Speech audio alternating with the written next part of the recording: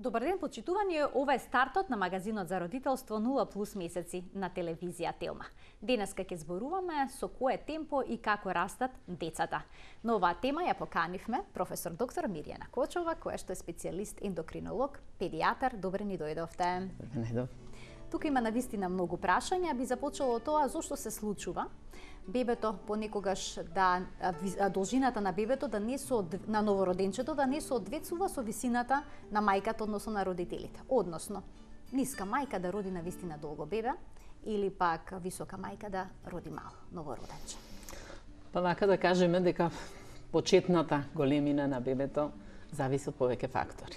Еден е тој каква е висината или каква е големината на членовите на семејството, меѓутоа исто така зависи и од внатрешната средина во која што растело бебето, односно од интраутерините фактори.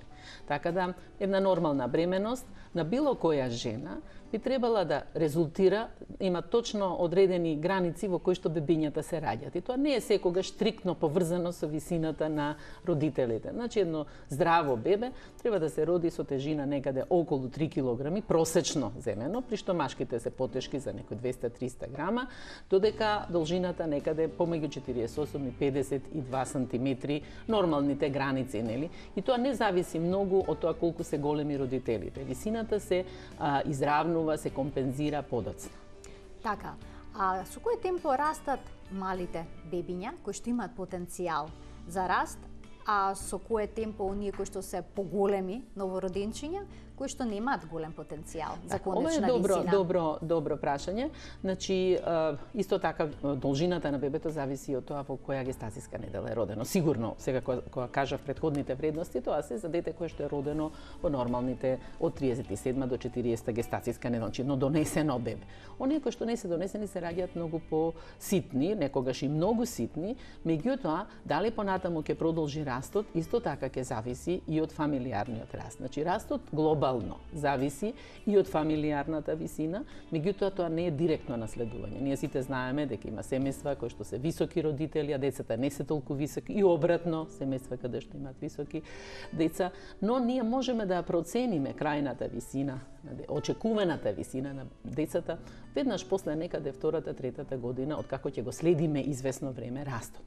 Меѓутоа, оние бебиња кои што се родени крупни и имаат потенцијал крупен за раст, но ако во семејствата имаат високи членови, обично растат по високи, додека дечињата кои што потекнуваат од семејства кои што имаат по-мала висина, тие растат со свое темпо, меѓутоа сите тие ја достигнуваат нормалната висина. Нормалната висина има многу широки граници. Значи, не значи дека таа е нешто што ние го посакуваме и можеме да го постигнеме, таа е дадена и генетски и зависи во известна мерка и од надворешните фактори. Еве сега споменавте дека зависи генетски од надворешни фактори. Кое влијание е посилно изразено? Дали генетскиот фактор е всушност клучниот? За генетиката на растењето има многу испитувања и многу сознанија, меѓутоа растењето се наследува мултифакторно, не се наследува од еден ген. И заради тоа практично не можеме ние да тврдиме дека во едно семејство каде што родителите се високи, децата ќе бидат високи, значи тие можат да наследат некои од гените и од членови кои што не се толку високи. Така да ова е едно комплексно наследување, меѓутоа глобално ние детските ендокринолози можеме да ја процениме колкава ќе биде висината на детето според неколку параметри. И заради тоа децата и доваѓаат, ако растот е засегнат, да видиме колку се очекува нивното растење. Тоа е генетската компонента. Се разбира, има синдроми кои што можат да се наследуваат директно, нели? И тогаш веќе се знае дека ако во семејството има дека ќе биде наследено, има неколку познати гени кои што доколку се наследат дека детето може да го наследи нискиот раст во семејството. Меѓутоа глобално зборуваме за целата популација, значи самиот раст како нормален раст е мултифакториен, се наследува со повеќе фактори. Што е со надворешната средина, што рековте? Најмногу влијае на растењето од надворешната средина, ако ја земеме условно надворешна, средината во која што плодот расте, односно мајчината средина, значи, затоа некои бебиња се раѓаат мали со намален раст, иако нормално се носат. Тоа е една посебна категорија на бебиња кои се раѓаат мали, а всушност се носени нормално 40 недели. Но од околината, ако мислите на исхраната, ако мислите на физичката активност, нели? Значи, тие многу малку влијаат на растењето. Ние скоро имаше едно големо советување во Виена, каде што беа опфатен специјално растот и исхраната. Исхраната може да влијае само доколку е навистина многу рестриктивна, како што се случува во некои земји зафатени со војни, зафатени со елементарни непогоди. Значи, она верување што е присутно јади за да пораснеш, нема многу. Ние многу често се среќаваме основа. со тоа верување дека доколку детето јаде, дека повеќе ќе расте и така натаму. Меѓутоа, важно е да внесува доволно храна, меѓутоа уште поважно, а нешто што би можело да влијае на растот, тоа е како таа храна се апсорбира. Значи, ако е едно здраво дете кое што јаде толку према својот апетит, тоа и ќе расте во својот генетски потенцијал. Значи, доколку има нарушување во исхраната, како болести, целијакија и слично, ако има болести хронични и други хронични болести каде што нели апсорбцијата на храната, искористувањето на храната или потребата од храна, од енергија поголема, тогаш сигурно дека може да се одрази на раст. А дали на растот влијаат акутните болести, ако детето е често болно, настинато, или само хроничните болести предизвикуваат застој во растот? Претежно хроничните болести. Акутните болести практично нема начин да тие влијаат и да го засегнат растот, затоа што прво тие акутните болести се случуваат и поминуваат, тие се привремени, тие траат кусо време и ако се повторувачки, значи не влијаат значајно на растењето. Хроничните болести од друга страна влијаат и текако на растењето од повеќе причини. Например, имаме хронична болест како што ја спомнате целијакијата, кога апсорбцијата на храната не е доволна, значи нема материјал всушност кој што би обезбедил доволно растење, или имаме например бубрежни болести каде што еден од факторите на растење исто така во бубрегот се создава и тогаш ќе имаме сигурно засегнати.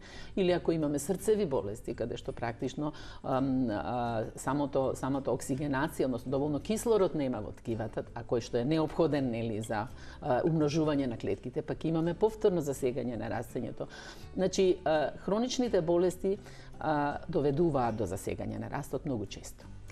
Растот на децата од самото раѓање па до крајот на адолесценцијата би можел да се подели во 3 фази, во кои што има различни фактори кои што влијаат на брзината на растот, а тоа се фазата на новороденче, односно на бебе, на доенче, детство и пубертет.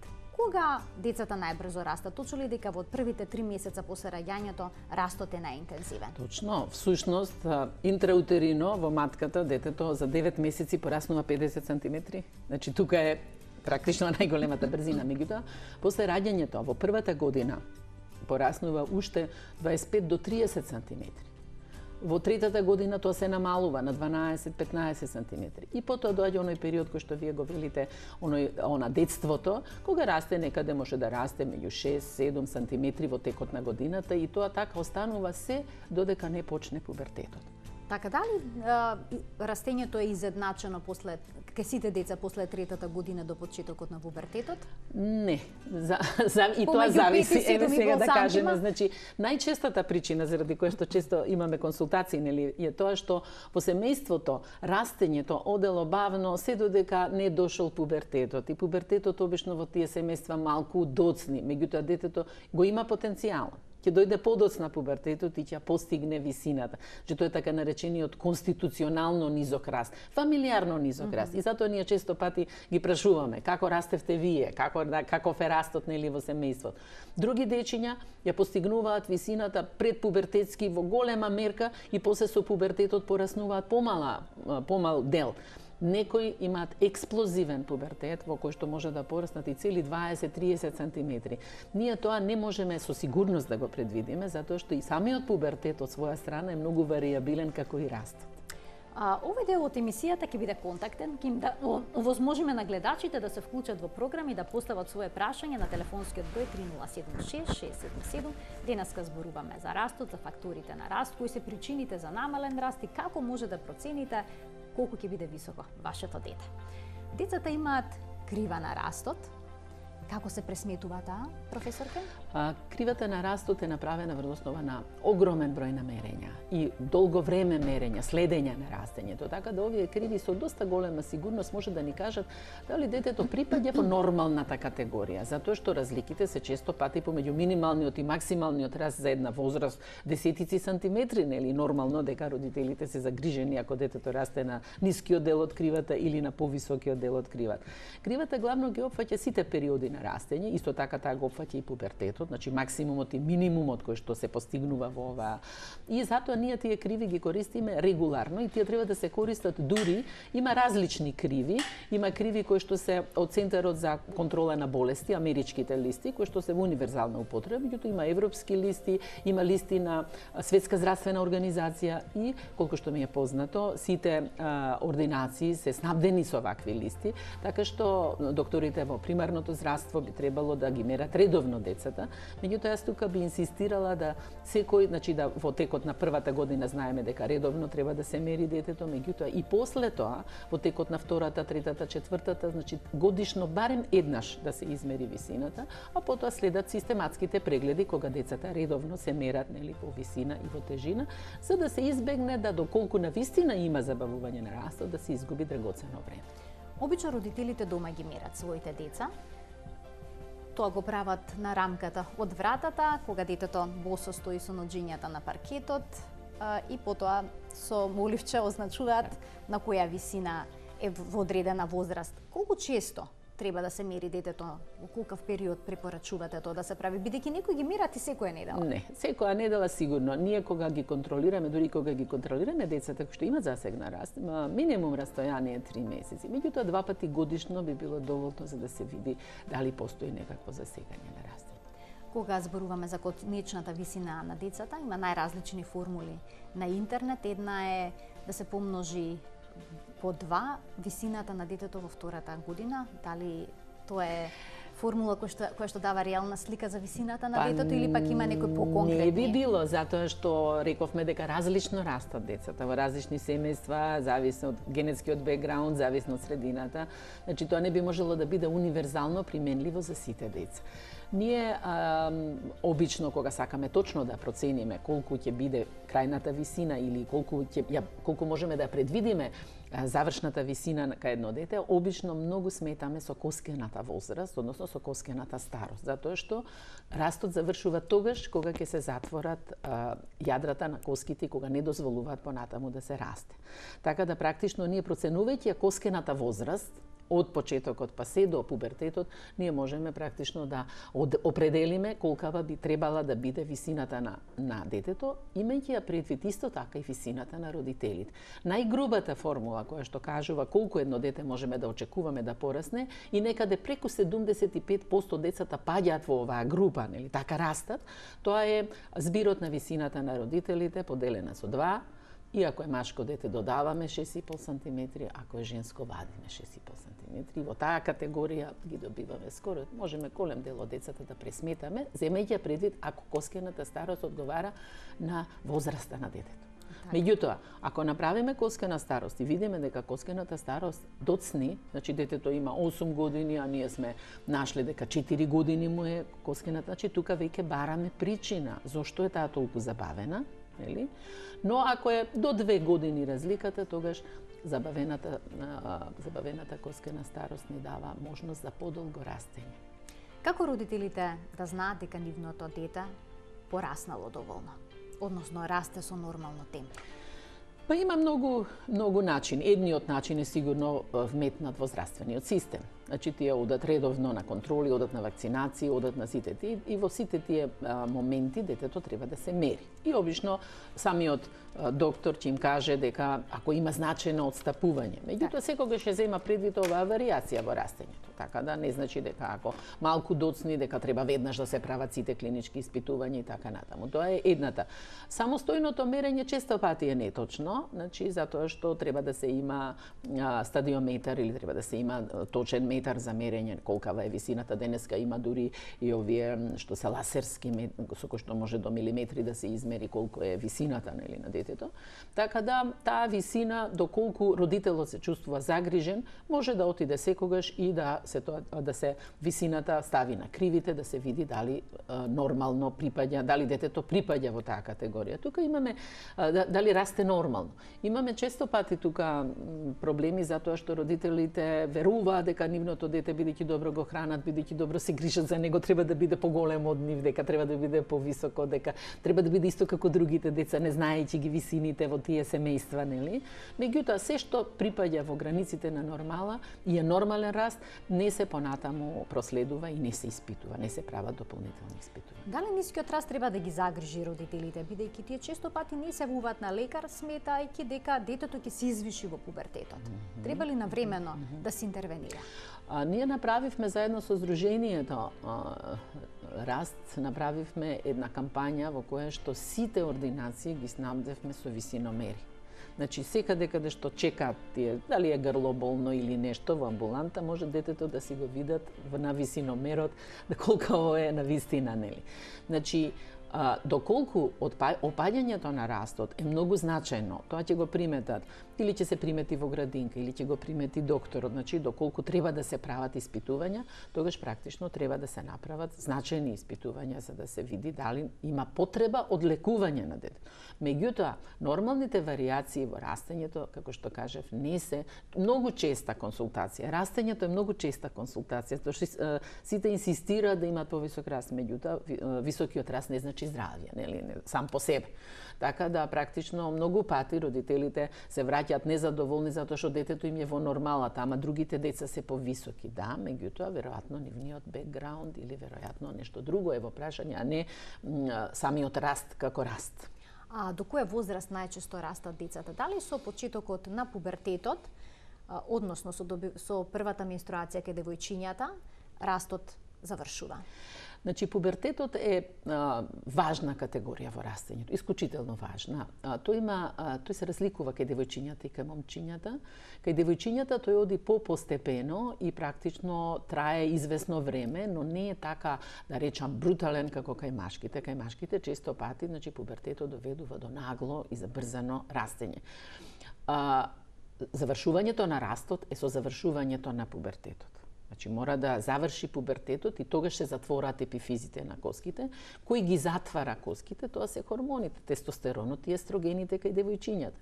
Меѓутоа, кај девојчињата, првата менструација, ова што прашавте, може да биде крајот на растењето, меѓутоа и тоа е варијабилно меѓу децата. Ние сме имале најчесто околу 4 см после, 4 до 6 см после почнувањето на првата менарха, оти менструацијата никогаш не е редовна од почеток, обично тоа воспоставување на хормоните трае година, понекогаш и година и пол, додека сме имале и ситуации каде што дете после добие на менарха и цели 10-12 см девојче пораснало. А кај машките после крајот на пубертетот се манифестира со задлабочување на гласот и со почнувањето на бричењето. Веќе тогаш можеме да кажеме дека е крај во растењето. Иако во машката популација може да растењето да продолжи доста долго време, значи зависно ако постои фамилиарно одложен пубертет и фамилиарно задоцнување, нели, на пубертетот, и ние тука во денешно време интервенираме. Не дозволуваме децата да бидат многу ниски, да немаат пубертет, да се разликуваат од нивните врсници, така, но тоа е прашањето на пубертетот. Доктор Кочова, доколку детето не расте со темпо кое што е посакувано и очекувано, доколку има застој во растот, какви испитувања се прават? Доколку прво проценуваме дали навистина дали постои глобално здравје кај детето. Ако нема никаква друга хронична болест, тогаш а детето не расте, што значи не расте? Тоа значи дека отпаѓа од кривите. Значи мора да има барем 2 стандардни девијации од она што се очекува просекот, нели? Се разбира дека ја земаме предвид и висината на родителите и тогаш практично преземаме испитувања. Кои се тие испитувања? Испитувањата да процениме коскената старост, се разбира, меѓутоа исто така да процениме каков е хормонот за раст. Дали во доволна мерка се лачи хормонот за раст. И нарушувањата на хормонот за раст се познати, се лекуваат, многу деца сме лекувале со хормонот за раст и ја постигнале својата нормална висина. Тука би сакала да кажам дека мораме да издвоиме групата на дечиња кои се родени мали затоа што ние и кај нив ќе ја направиме анализата, ама ќе добиеме нормални вредности на хормонот за раст. Дали во таков случај повторно тие деца се стават на хормонална терапија? Доколку отпаѓаат од кривата на растење, се стават на хормонална терапија и одлично реагираат на неа, иако има затоа што ги лекуваме со супрафизиолошки кај нив дозата е со повисоки дози на хормонот за раст. Че го надменуваме таа бариера на тие имаат одредена резистентност на хормонот за раст. А постојат ли некакви нусефекти, несакани ефекти од терапијата со хормон за раст? Терапијата со хормонот за раст има неколку нузефекти кои што се многу дебатирани низ литературата, меѓутоа оваа терапија има веќе долготрајно искуство со оваа терапија. Имаше, значи, не сме да се дозволи претерано брзо растење заради лизгање на самиот колк, значи може да се направи таков проблем, ама тоа е толку ретко, ево ние не сме го сретнале во нашата пракса. Воопшто имаше голема дебата дали се покачува шеќерот кога се прима хормонот за раст и тоа отпадна како компликација. Има голема дебата дали предизвикува појава на тумор, односно растење на тумор, бидејќи хормонот за раст се дава и кај дечиња кои што се оперирани од тумори, заради тоа не растат хипофизата каде што е засегната, нели? И тоа отпадна како такво, така да некои значајни нузефекти од хормонот за раст кај деца кај кој што е потребен нема. А дали тие деца се стават и на некој специјален режим на исхрана? Не. Значи ништо такво нема, не е потребно. Не, храната не е толку значаен фактор. Дали хормонот за раст може да се даде кај децата откако ќе влезат во пубертет или пак оваа терапија се зима само во периодот на детството пред почетокот на пубертетот? Терапијата може да се даде условно во пубертетот, меѓутоа доколку се отворени епифизи, доколку доцни окоскенувањето и тоа за сосема определено време, после завршување после затворањето на коскениот раст е контраиндицирано давање на хормон. Дали одредени спортови како одбојката се лек за низок раст, односно може да го поттикнат растот кај детето? Овие спортови се многу вака извикани како можност за растење и многу родители ги запишуваат децата на кошарка, на одбојка, нели, за да можат да пораснат, меѓутоа ги кажавме главните фактори кои се за растење. Тоа е коскената старост, тоа е генетскиот потенцијал, така што спортот е прекрасен за младите, нели? Тој сигурно дека ќе им обезбеди подобар квалитет на живот, подобар метаболизам, сето тоа, меѓутоа на растењето влијанието е сосема минимално. И еве сосема за крај, еден совет за родителите кога станува збор за растот на нивното дете. Па советот би бил дека има многу други работи покрај растот кои што се квалитетни и драгоцени кај децата, така да додека растот е во границите на нормалното, а сите можете кривите да ги имате и да видите дека детето ви расте нормално, сигурно дека растот не би требало да ве загрижи.